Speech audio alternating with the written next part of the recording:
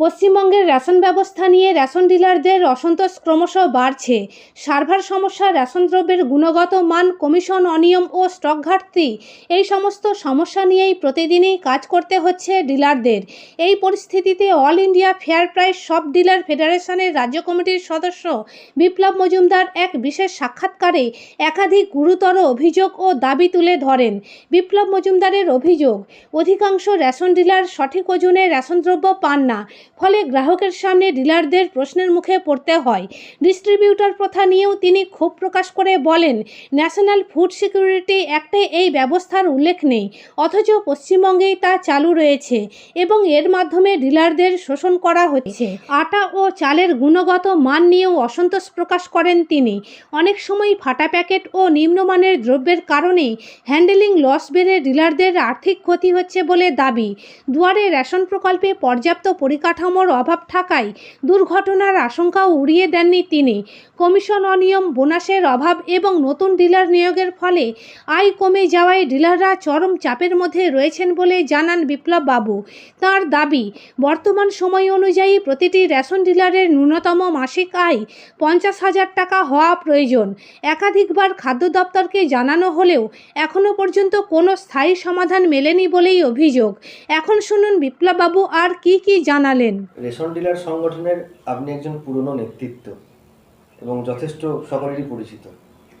তা প্রথমেই আপনাদের রেশন ব্যবস্থাটা নিয়ে জানতে চাইব, সেটা হচ্ছে নতুন যে ইপস মেশিন এবং ওয়িং মেশিন এসেছে, তাতে করে আপনারা রেশন দ্রব্য কাস্টমারদের ওজনটা কাস্টমারদের বুঝিয়ে দেন।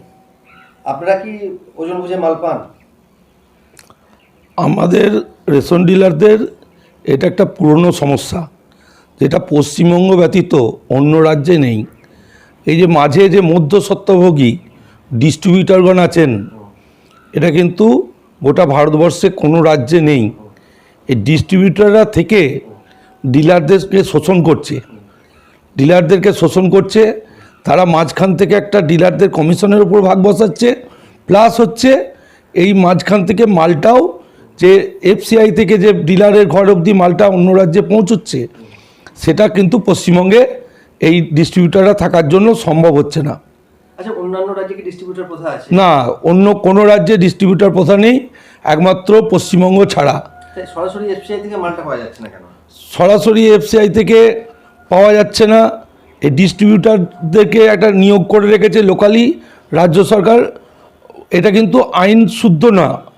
এটা ভারতবর্ষের হচ্ছে খাদ্য সুরক্ষাতে কোথাও এনএফএসএ অ্যাক্টে কোথাও ডিস্ট্রিবিউটার প্রথা নেই। তা সত্ত্বেও ডিস্ট্রিবিউটার এইভাবে পশ্চিমবঙ্গে একটা চলছে।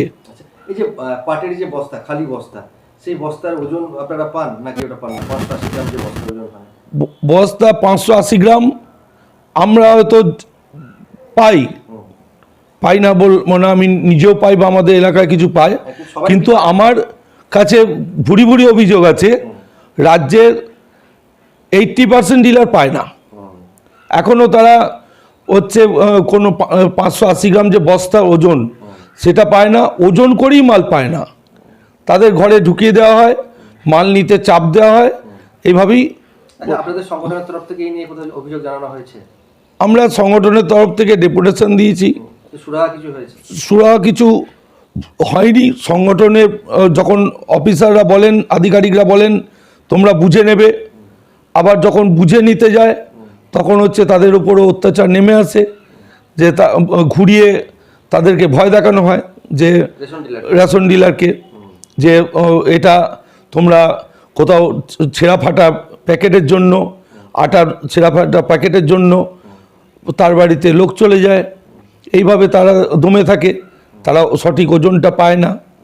আচ্ছা, এই যে রেশন দ্রব্য, এখন তো আপনাদের দুয়ারে রেশন চলছে, তো এই দুয়ারে রেশন ধরুন মালটা আপনার কাছে এলো, আবার মালটা আপনাকে লোডিং করতে হচ্ছে এবং ক্যাম্পে যেয়ে আবার আনলোডিং করতে হচ্ছে, এতে করে তো একটা হ্যান্ডেলিং লসও হয়। তো আপনারা কি সঠিক হ্যান্ডেলিং লস পান? আমরা হ্যান্ডেলিং লস কিছুই পাই না। নামকাস্তে 200 গ্রাম করে রাজ্য পক্ষে ঘোষণা করা আছে, সেটা না পাওয়ারই সামিল এক প্রকার। আচ্ছা, আটার বস্তাতেও শুনেছি হুক বা চালের বস্তাতেও হুক ব্যবহার করা হয়, প্রচুর আটার প্যাকেটও নষ্ট হয়। আটার প্যাকেট নিয়ে তো আমি তীব্র প্রতিবাদ করেছি। আমাদের বর্ধমানে ডিসির কাছেও আমরা প্রতিবাদ করেছি যে আমরা যে আটা প্যাকেট আমরা পাবলিককে দেবো কেন? ছেঁড়া ফাটা প্যাকেট পাবলিক নিতে চায়? কোনো কারণেই নিতে চায় না। পাবলিকের সঙ্গে ডিলারের একটা মনোমালিন্য তৈরি হয়, এবং আটার মান, গুণগত মান দেখা যায় কোনো সময় পাবলিক বলে যে বালি কিচকিচ করছে, আটাতে বালি কিচকিচ করছে। আমরা বলি দেখ প্যাকেট তো গোটা, তোরা কমপ্লেন কর, আমাদের তো কিছু করার নেই। কিন্তু আমরা গ্রাহককে কেন আমরা তার খাওয়ার অযোগ্য মাল পরিবেশন করব? আচ্ছা, এই যে হ্যান্ডলিং যেটা আপনার যেটা লস হচ্ছে, আটার ধরুন প্যাকেট ফাটা, চাল পড়ছে, তো এইভাবে যদি হ্যান্ডলিং লস হতে থাকে তাহলে এক একটা দোকানে তো দীর্ঘদিন ধরে ঘাটতি বেড়তে থাকবে আস্তে আস্তে। হ্যাঁ, আমরা সে খাদ্য নবান্ন অভিযানের সময় আমরা খাদ্য ভবনের সামনে বলেছি তো সেটা, যে একটা 300 কুইন্টাল মাল যার পায় তার 2 কুইন্টাল হ্যান্ডলিং লস, শর্টেজ, ইঁদুরে খাবে, রাস্তায় পড়ে যাবে, এভাবে দেখা যাবে 2 কুইন্টাল মাল তার 300 কুইন্টালে শর্ট হচ্ছে। 12 মাসে 24 কুইন্টাল, 16 সাল থেকে চালাচ্ছে, তাহলে দেখা যাচ্ছে 250-300 কুইন্টাল চাল আটা তার ঘাটতি দাঁড়িয়ে যাচ্ছে, তাহলে এই যে এত যে ঘাটতি রেশন দোকানগুলোর হয়ে আছে, এবং আত্মহত্যা করতে বাধ্য হচ্ছে। ডিলাররা যখন পারছে না সেই মালটা কিনে দিতে, বাইরে থেকে কিনে দেওয়ার চেষ্টা করছে, প্রথম জমি জমা বেচে চেষ্টা করছে।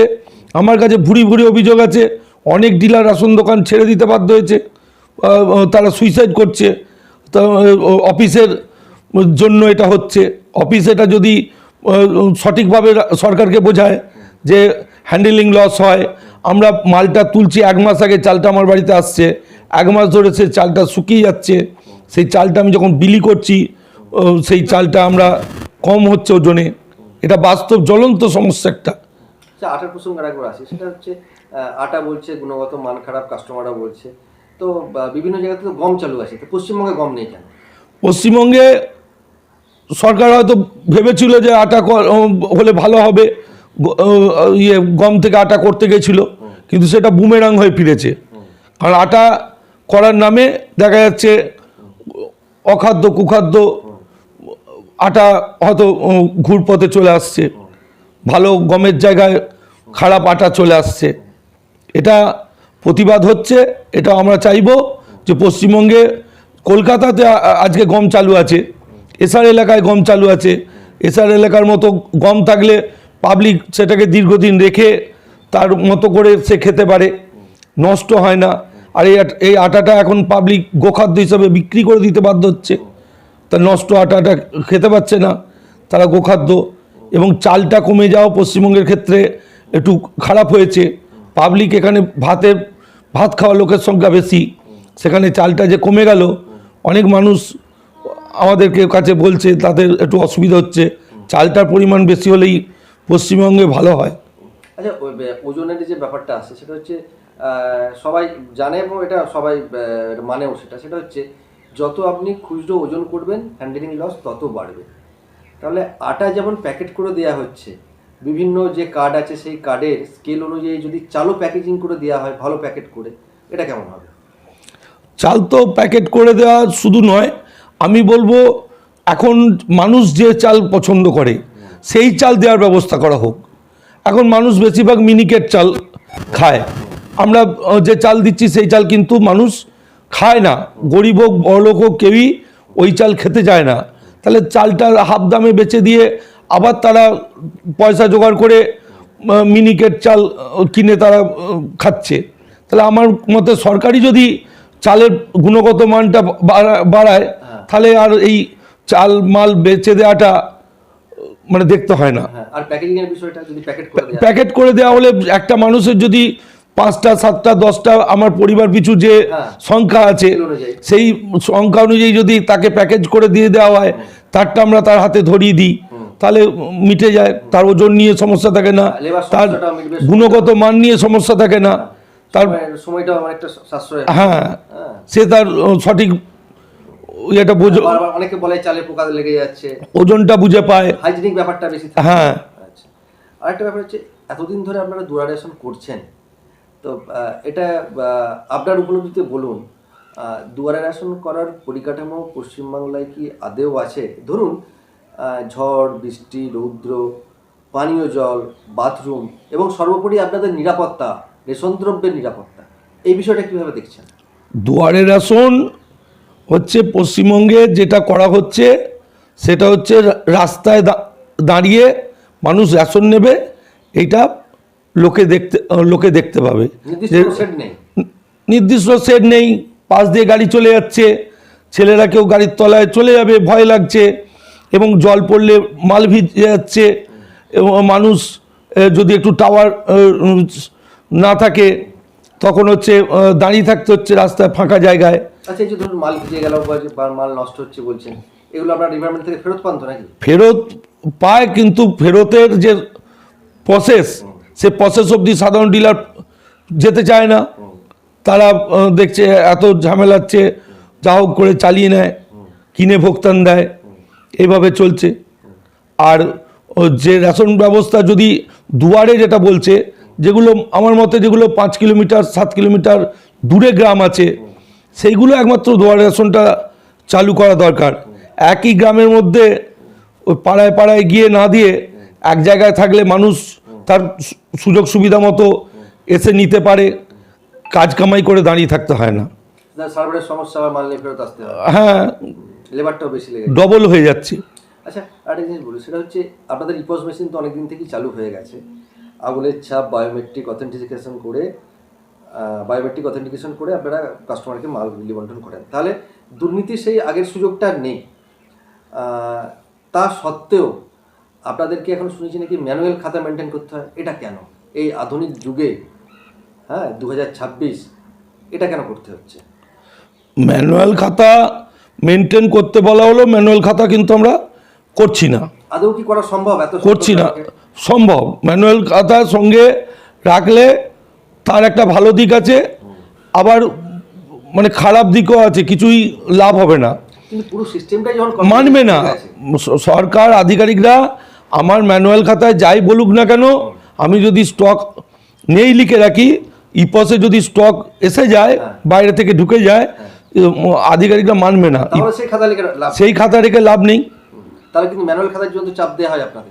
ম্যানুয়াল খাতায় চাপ দেওয়া হয়। ম্যানুয়াল খাতা আমরা এখনও আমরা করছি না, আমরাও করছি না। কারণ ম্যানুয়াল খাতা করবো কেন? ইপসের স্টকটা যখন মানা হবে তখন আমরা ম্যানুয়াল খাতা করবো কেন? এবার অনেক ডিলার ভয়ভীতিতে করছে, তারা ভয় খাচ্ছে যে আধিকারিকরা বলছে। আচ্ছা, আপনাদের যে মেশিন দেওয়া হয়েছে ইপস মেশিন, সেখানে আপনারা প্রতি মাসের অ্যালটমেন্ট দেখতে পান? অ্যালটমেন্ট দেখতে পাই, শুধু নয় দেখতে পাওয়া যায় না, প্লাস হচ্ছে অ্যালটমেন্ট এক সময় কিন্তু প্রত্যেক ডিলারকে মাসের প্রথমে অ্যালটমেন্টটা লিখে দেওয়া হতো। আচ্ছা, আমরা এটা শুনেছি কাস্টমার কত মাল পাবে প্রতি মাসে, সেটা কাস্টমারের ফোনে মেসেজ যায়।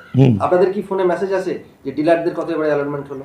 আমাদের অ্যালটমেন্ট ব্যাপারটাতেই ধোঁয়াশা রেখে দিচ্ছে।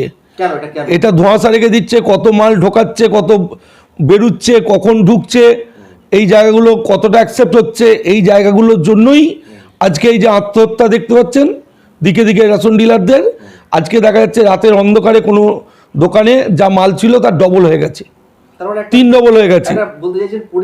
আমার ঘর আমার ইপসে মাল বাস্তবে ঢুকছে না, ম্যানুয়ালি মালটা আসছে না, কিন্তু স্টকটা আপনা থেকে বাড়িয়ে দিচ্ছে রাতের অন্ধকারে, ইপসে স্টক বেড়ে যাচ্ছে। সেটা কিন্তু বাস্তবে মাল কিন্তু পাচ্ছে না ডিলাররা। এবং সেই মালটা অনেক ডিলার যখন, যারা একটু শিক্ষা দীক্ষা কম আছে, তারা ঠিকমতো বুঝে নিতে পারছে না, যে মালটা খেয়াল করতে পারছে না যে কখন ঢুকিয়ে দিয়েছে, 20 দিন বাদে সেটাই তার হচ্ছে দায় হিসাবে গণ্য হচ্ছে। সেই মালটা তাকে তখন অফিস কিনে দিতে বাধ্য করছে। যে মালটা ডিলার পেলো না সেই মালটাই কিনে দিতে হচ্ছে। তাকে যে 500 কুইন্টাল 700 কুইন্টাল 1000 কুইন্টাল এই গল্পগুলো চলে আসছে, সেই ডিলারটি তখন সুইসাইড করতে বাধ্য হচ্ছে। আচ্ছা, ধরুন ব্যাংক স্টেটমেন্ট বা অন্য যে কোনো জায়গাতেই যে বিলিং সিস্টেম আছে বর্তমান সময়ে, সেটা 1 বছর বলুন 2 বছর বলুন এবং বিগত 1-2 মাস বলুন, সেখানে স্টক সেল দেখা যায়। আপনাদের কীরকম সিস্টেম আছে যেখান থেকে বিগত মাসের বা কয়েক মাসের আগে কত অ্যালটমেন্ট হয়েছে, কত সেল করেছেন, কি স্টক রইলো দেখা যায়? আগে দেখা যেত, এখন মাস পেরিয়ে গেলে আর পুরনো কিছু দেখা যাচ্ছে না। এটা দেখা যাচ্ছে না, এর কারণটা কি? এটা অসুবিধা কোথায়?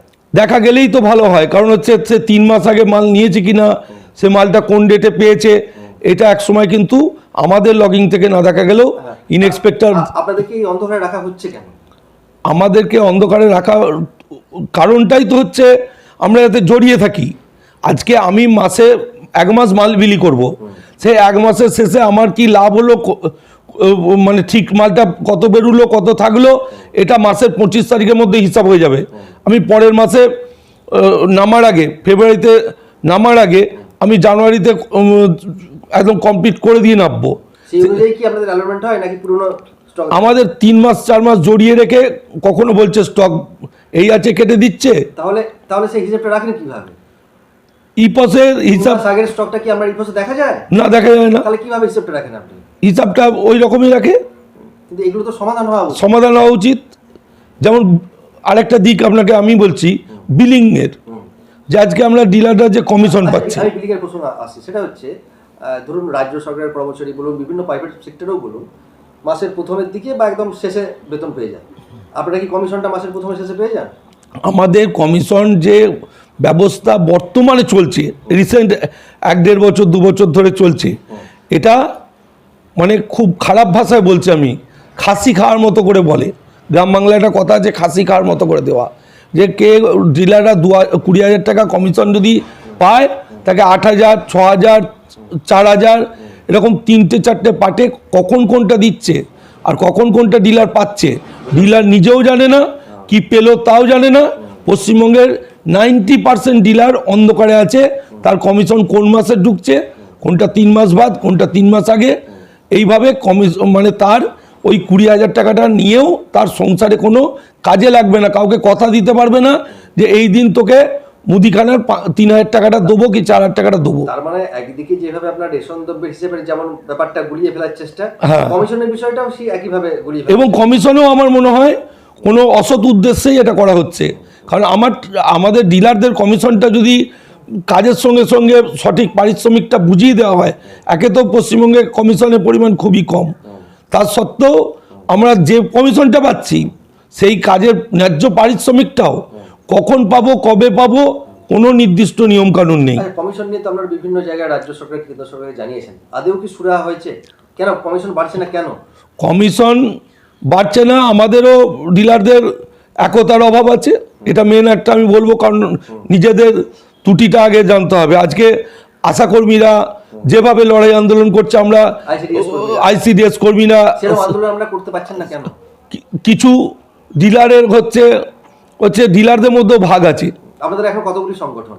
আমাদের 4-5টি সংগঠন আছে পশ্চিমবঙ্গে। তাদের মধ্যে কি একতা আছে? একতা নেই, সেই সুযোগটাই সরকার সেই সুযোগটাই সরকার পাচ্ছে, কেন্দ্র সরকার পাচ্ছে, রাজ্য সরকার পাচ্ছে।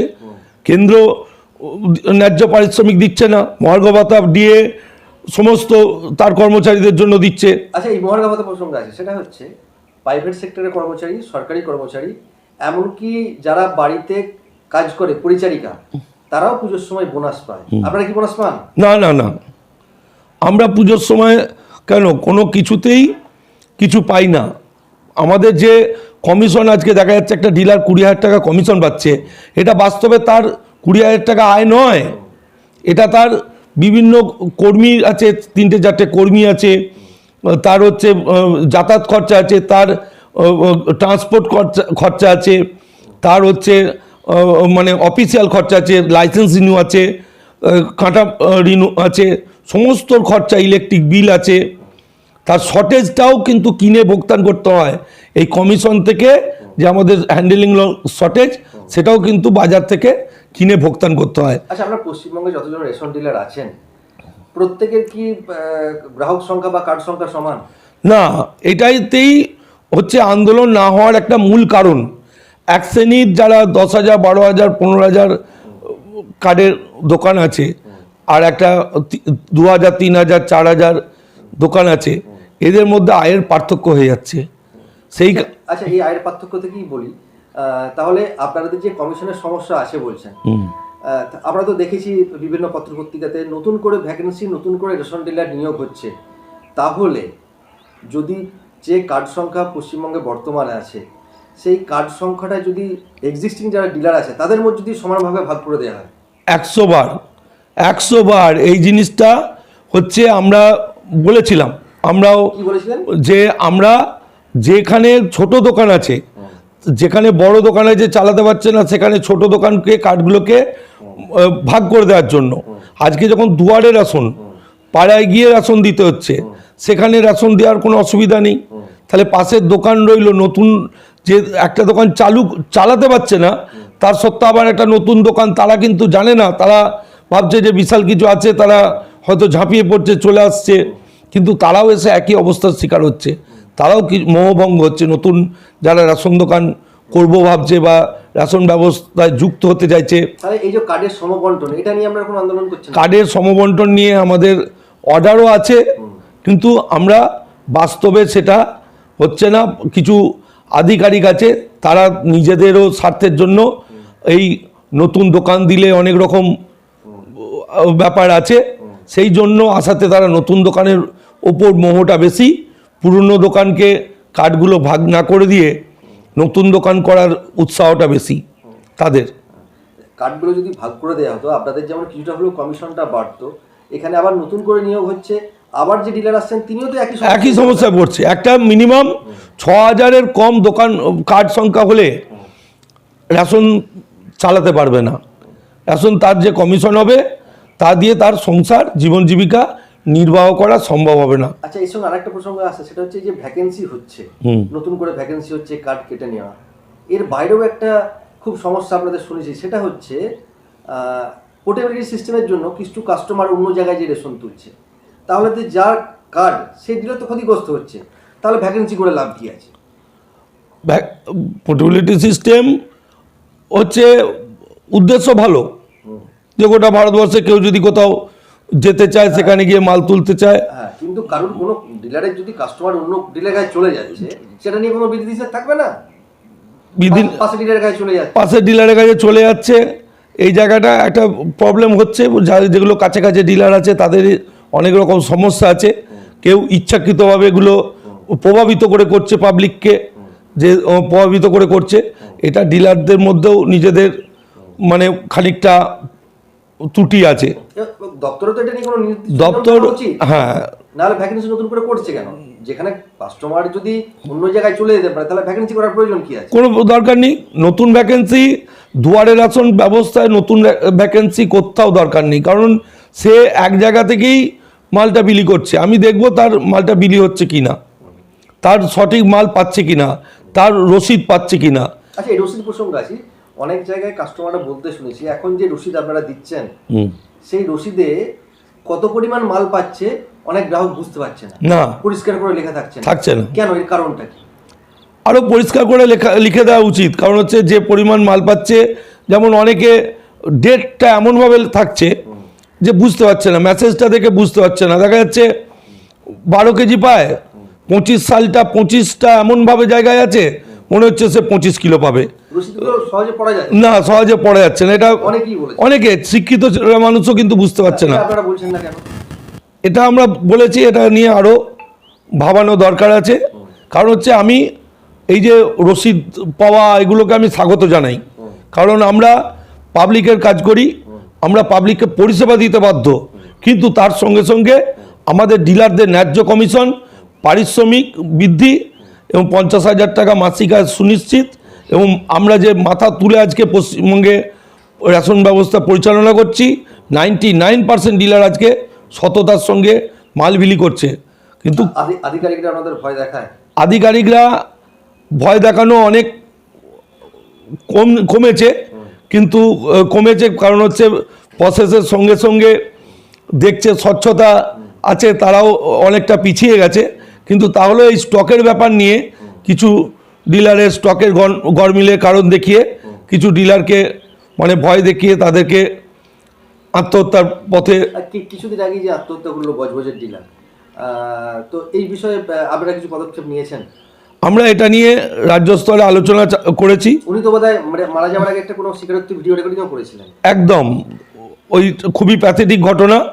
আমরা তীব্র ধিক্কার জানাচ্ছি এবং জানিয়েওছি।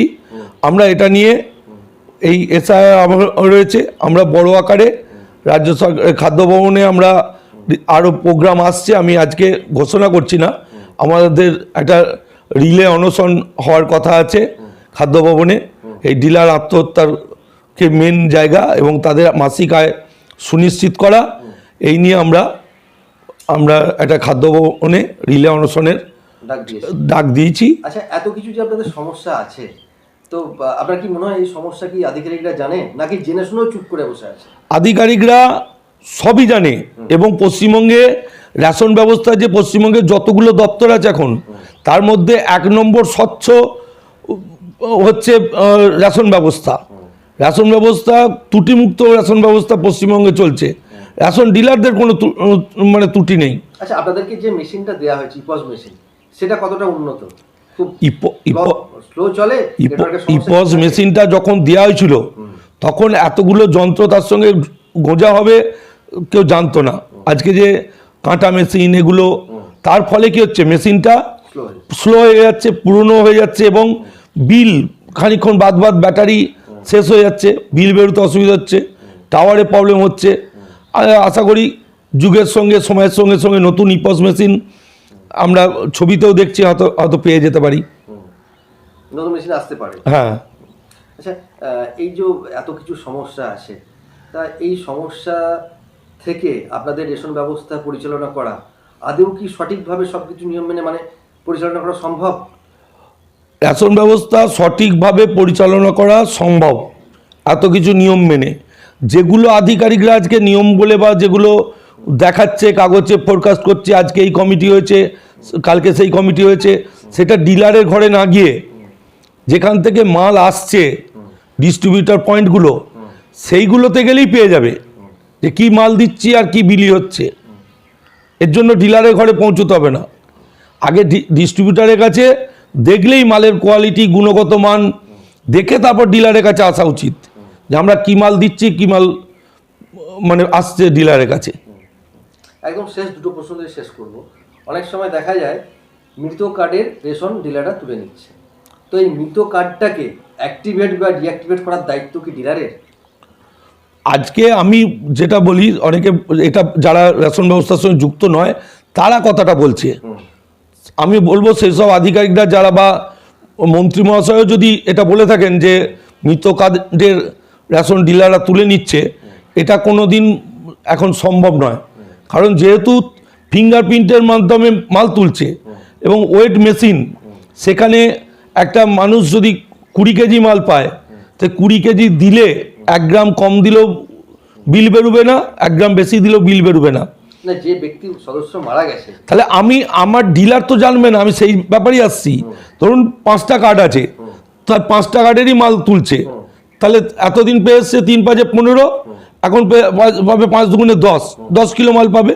তার মধ্যে কে মৃত আছে সেটা ডিলারের জানা সম্ভব নয়, সেটা পঞ্চায়েতের জানতে পারে, বা সেই মানুষ পাবলিক যখন তার ডেথ সার্টিফিকেটটা পঞ্চায়েত থেকে আনতে যাবে, তাকে নির্দেশ দিতে পারে আগে তোমার কার্ডটা জমা দাও, তারপর আমরা তোমাকে। তার মানে সেই কার্ডটা অ্যাক্টিভেট বা ডিঅ্যাক্টিভেট করার দায়িত্ব হচ্ছে পরিবারের লোকের অথবা অন্য রেশন ডিলাররা কাউকে জোর করে বলতে পারে না যে তোমার এই কার্ডটা মরে গেছে তুমি জমা দাও।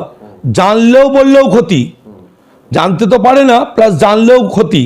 কারণ হচ্ছে কোনো কারণে যদি ও জীবিত থেকে যায়, সে যদি অন্য কোথাও থাকে, তার যদি রেশন ডিলার কোথাও নাম করে মৃত হয়েছে, সে দায় কেন রেশন ডিলার নেবে? আমার কাছে 5টা কার্ড নিয়ে এলে আমার পশ্চিমবঙ্গের ডিলাররা 5টা কার্ডেরই মাল দেবে, মৃত আছে জীবিত আছে সেটা আধিকারিকরা দেখবে, পঞ্চায়েত দেখবে, এবং জন্ম মৃত্যুর যেখানে হিসাব রাখা হয় সেখানে গেলেই যদি বছরের শেষে এতগুলো মারা গেছে সেটা যদি খাদ্য ভবনে জানিয়ে দেওয়া হয়, তাহলে খাদ্য ভবন সেখান থেকে ফ্ল্যাগিং করে দেবে যেগুলো মৃত্যু হয়েছে। আচ্ছা, হঠাৎ দেখা যায় বিভিন্ন কাস্টমারের কার্ড বলে লাল হয়ে যাচ্ছে বা ডিঅ্যাক্টিভেট হয়ে যাচ্ছে, তাহলে অফিসার বা আধিকারিকরা বলুন, তারা ভেরিফাই না করে কি করে কার্ডগুলো ডিঅ্যাক্টিভেট করে দিচ্ছে? ধরুন মানুষটা বেঁচে আছে বা মানুষটা সঠিক, তার মালটা তো সে বন্ধ হয়ে যাচ্ছে। এইটা একটা জ্বলন্ত সমস্যা।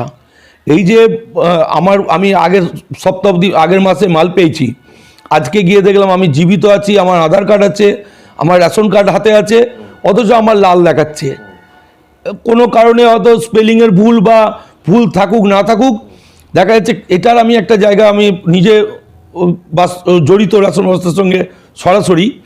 এটা হয়তো দেখা যাচ্ছে কিছু সপ্তাহ কিছু মাস আঙুল দেয়নি, একটা পরিবারে 5 জন আছে, একজন আঙুলটা কম দেয়, সে মালটা তুলতেছে না, হয়তো বাড়ির মা কি বয়স্ক, তারটা লাল করে দিল, মানে সে 5 মাস সবাইকে প্রতিবার যেন একজন একজন করে ঘুরিয়ে ঘুরিয়ে রেশন তুলতে হবে। যারই 6 মাস 7 মাস আঙুলের ছাপ থাকবে না, বাড়ির একজন তুললে হবে না, সবাইকেই রেশন তুলতে হবে।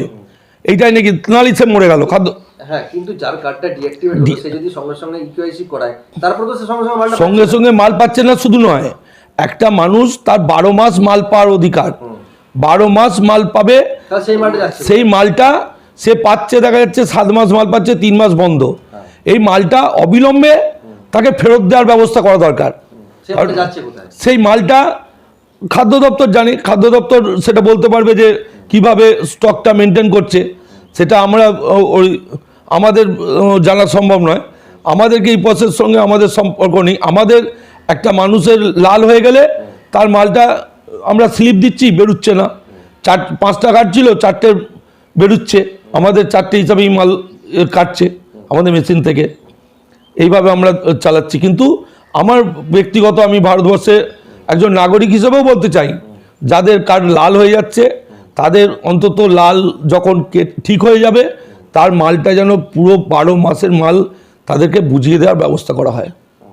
আচ্ছা, একদম শেষ প্রশ্ন করছি, যখন থেকে আপনাদের এনএফএসএ কার্ড শুরু হয়েছে, তো তখন দেখা গেছে বিভিন্ন ধনী ব্যক্তিরা এনএফএসএ কার্ড পেয়েছে, আবার যারা গরিব তুলনামূলক তারা দেখা গেছে রাজ্য সরকারের কার্ড পেয়েছে। তা এটা সেই দীর্ঘদিন ধরে ভুল হয়ে আছে। এটা কি মনে করেন আবার নতুন করে গণনা করে বা পারিবারিক সচ্ছলতা দেখে কার্ডটা আবার সংশোধন করা উচিত? আমি একটা নতুন কথা বলবো। এই যে গরিব বড়লোক রেশন কার্ড, এই ভর্তুকি ব্যবস্থা, এবং আরেকটা যেটার সঙ্গে জুড়ে দেবো, এই আমাদের ভারতবর্ষের সংরক্ষণ ব্যবস্থা, এগুলো অর্থনৈতিকভাবে হওয়া উচিত এবং দীর্ঘদিন একই কার্ড একই শ্রেণীর একই লোকের কাছে থাকতে পারে না। তার 5 বছর 7 বছর বাদ তার অর্থনৈতিক সমীক্ষা অনুযায়ী তার কার্ড পাওয়া উচিত, তার চাকরির ক্ষেত্রে সুযোগ সুবিধা পাওয়া উচিত, তার হচ্ছে বিভিন্ন ক্ষেত্রে পড়াশোনার ক্ষেত্রে সুযোগ পাওয়া উচিত। যে আমি অন্তর্দয় কার্ড একজনের ছিল, তার বাড়িতে একটা চাকরি পেয়ে গেছে, তারপরও সেই ফ্যামিলিটা অন্তর্দয় থাকবে, এটার পক্ষপাতী নয়। এটা একটা 5 বছর 7 বছর 10 বছর বাদ একটা ভেরিফিকেশান করে তার সেই ডেটে আজ কী থাকবে, পিএইচ থাকবে না এসপিএইচ থাকবে না অন্তর্দয় থাকবে না আর কাছে 1 থাকবে, এইটা 5-7 বছর বাদ একটা ভেরিফিকেশান করা দরকার অর্থনৈতিক সমীক্ষা অনুযায়ী। কোনো কাস্ট বা জাতিগতভাবে নয়, তাকে তার অর্থনৈতিকভাবে করা দরকার। আপনার পরিচয়? আমার বিপ্লব মজুমদার। কোন পদে আছেন আপনি সংগঠন? আমি all India fair price of ফেডারেশনের রাজ্য কমিটির সদস্য হিসেবে আছি। নিউ নূর সোফা সেন্টার, এখানে সমস্ত রকম সোফা পাইকারি ও রিটেলে বিক্রয় করা হয়। সমস্ত সোফা নিজস্ব কারখানায় তৈরি করা হয়। প্রোপাইটার হানিফ হোসেন খাঁ ও রুহুল হোসেন খাঁ, বড়ডোঙ্গল হাটতলা সিনেমা হলের সন্নিকটে, হুগলি। যোগাযোগ 7797170093 এবং 9382003105।